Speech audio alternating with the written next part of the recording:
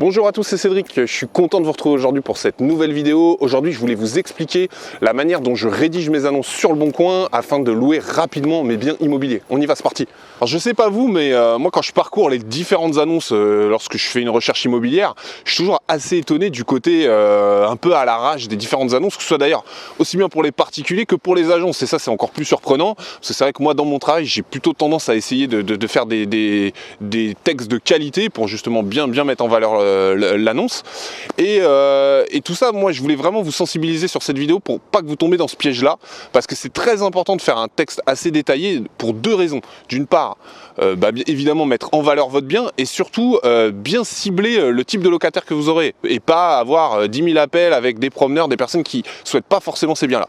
Donc dans cette vidéo je vais vraiment revenir sur tous les points pour vraiment bien construire votre texte et bien le détailler. Premier point, la localisation. Donc ça c'est très important, parce que c'est vraiment le premier critère pour n'importe quelle recherche immobilière. Moi typiquement, je vais refaire l'analogie avec mon dernier investissement. Je suis en plein centre-ville, c'est évidemment un point hyper positif, donc je le mets tout de suite en avant. Il faut savoir que moi sur la localisation, je vais même plus loin, puisque je mets le nom de la rue. Je vous conseille pas de mettre l'adresse exacte. Il y a déjà eu des soucis, j'ai vu sur différents sites, différents blogs, des personnes qui avaient eu des problèmes en mettant l'adresse exacte, qui avaient carrément eu leur appartement squatté et autres. J'ai jamais eu le cas à titre personnel ou autour de moi, j'ai jamais eu de personnes qui ont eu cette expérience, mais dans le doute, mettez juste le nom de la rue, ça permet quand même déjà de bien cibler. Mais vraiment, premier point à renseigner, la localisation, super important. Alors deuxième point à renseigner, très important également, l'immeuble. Alors d'une part, l'aspect général de l'immeuble, donc l'état de l'immeuble, également évidemment la taille de la copropriété. Ça c'est très important, puisque moi typiquement, encore une fois, je vous reprends le cas de mon dernier investissement, c'est un tout petit immeuble de 3 étages. Ça c'est souvent des choses qui sont à mettre en avant, puisque les personnes aiment bien les petites copropriétés et pas forcément les grands ensembles. Donc évidemment, si vous êtes dans une petite copropriété, renseignez-le. Si vous êtes dans un grand ensemble, vous mettez une copropriété, point barre, il n'y a pas besoin de mettre ça forcément en avant. Et l'autre point, c'est la situation de votre appartement dans la copropriété. Je m'explique, encore une fois, dans mon dernier investissement, je suis au 3e et dernier étage, donc ça c'est également un point très important. Il n'y a pas d'ascenseur, donc je le précise pas dans l'annonce.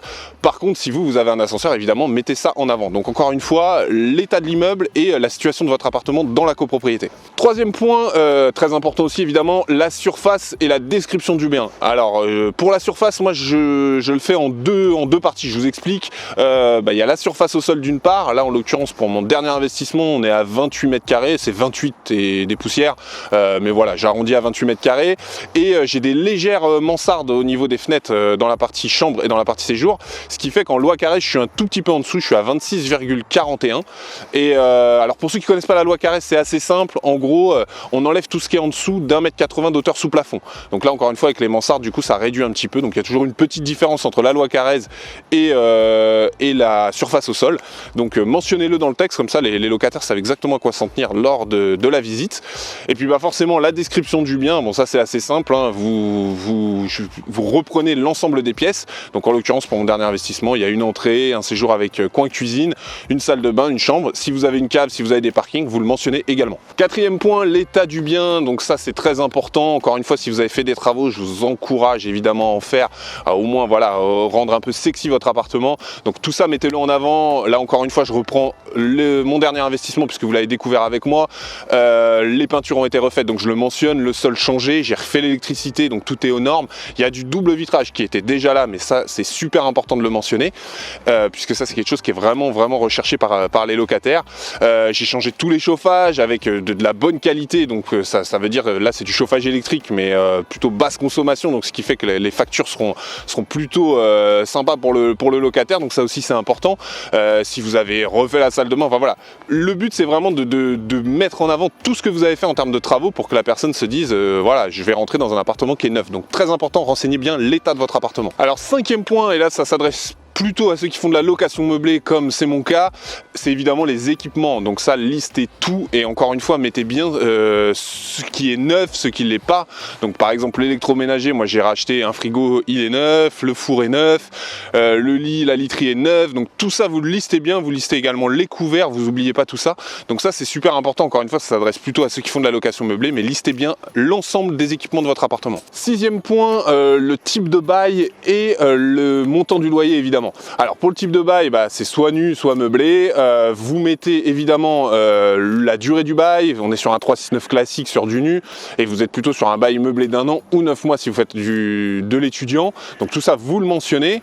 Vous pouvez mentionner également le dépôt de garantie demandé, donc ça c'est une chose que vous pouvez mettre à ce moment-là dans l'annonce.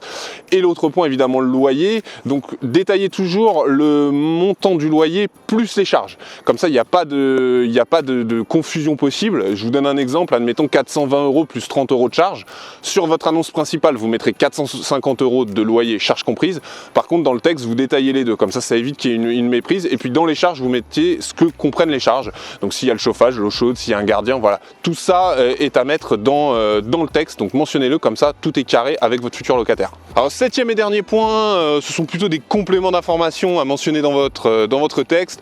Alors, il faut savoir que pour toute annonce immobilière, on est obligé de mettre ce qu'on appelle un diagnostic performance énergétique que vous avez eu probablement quand vous achetez dans l'ensemble de vos diagnostics. Cette espèce de pyramide un peu de toutes les couleurs qui veut en gros rien dire, mais bon, mettez-le, reprenez celui que vous avez eu lors de votre achat et mettez-le dans le texte.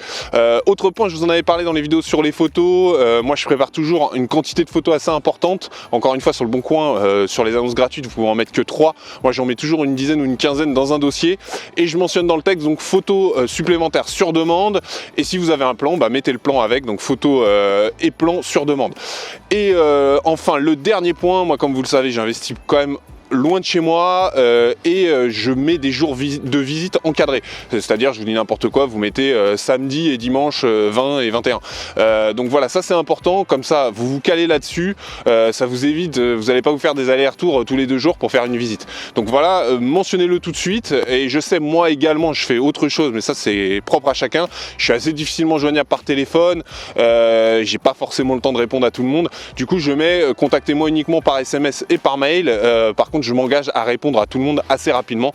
Donc si vous souhaitez faire ce même système, faites-le. Ça vous permet d'avoir tous les éléments et toutes les personnes qui vous contactent par mail à tête reposée. Voilà un peu ce que je voulais vous dire sur la manière de rédiger son annonce. Comme d'habitude, je vous ai mis l'exemple de mon texte. Vous pouvez le télécharger sous la vidéo. Encore une fois, voilà, il n'y a pas de vérité et de manière précise de faire forcément un texte. Moi, je vous ai mis la manière dont je fonctionne, que ce soit dans mon travail en tant qu'agent immobilier, mais également dans mes investissements. Ça a fait ses preuves, donc je vous invite éventuellement à me copier. Je pense que j'ai plutôt une bonne méthode. C'est tout pour la vidéo du jour. Écoutez, j'espère que ça vous a plu. Comme d'habitude, j'attends vos commentaires. Si vous avez des questions, des compléments d'information, n'hésitez pas. Encore une fois, c'est dans les commentaires. Des pouces bleus si vous avez aimé cette vidéo. Et comme d'habitude, n'hésitez pas à partager cette vidéo et surtout vous abonner à ma chaîne. Allez, à bientôt. Ciao.